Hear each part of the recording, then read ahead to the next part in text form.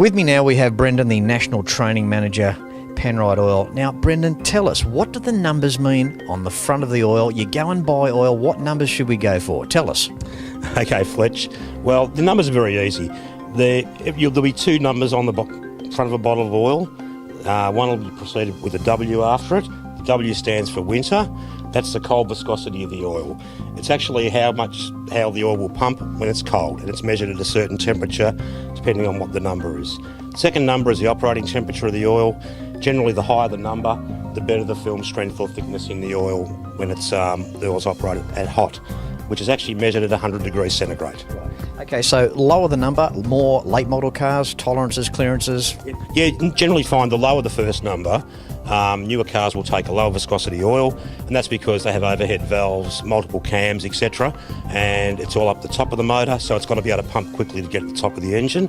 Whereas in older cars that have got camshafts down the middle of the engine and lifters and push rods, etc., they will generally use a higher viscosity oil. Okay, so when we talk our classic cars, that's why the HPR 30 range is popular, right? It's a great product for the older type cars. It's about a normal starting weight for those cars, and it actually has a higher heat range than most other oils as well. Brendan, what's the go with mineral and synthetic? And when should we use a mineral oil? When should we use a synthetic oil? What's the deal there?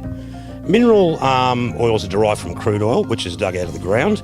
And generally synthetic oils you'll find are man-made, which are man-made in the laboratory. Generally you'll find older cars will use mineral type oils. More modern cars with tighter tolerances, lower viscosities are probably more suited to synthetic type oils. And tell us the deal on the zinc. The zinc's an anti-wearing agent that's put into oils. It's probably not true that zinc's been taken out of oils. Some of the later specification API oils actually had to have lower content of zinc in it, because zinc can also be a detriment to the catalyst in a car, such as your catalytic converter. It can actually kill them. So late oils and low SAPS oils have lower levels of zinc in them than what the more traditional type oils do. Oils such as HPR 30 are actually very, very high in zinc and are very, very good for the older cars. Now, some enthusiasts have been adding a zinc additive to their oil. There's just no need to do that, is there? With Penrite, no, there's not, especially with products like HPR 30, because it contains over 1,700 parts per million zinc in it already. So you've actually had too much zinc to an oil. What it does is it actually upsets the balance of the oil. So other things inside the oil don't do what they're meant to do when the engine's running. Fletch, there's two types of coolants. There's a Type A coolant and a Type B coolant.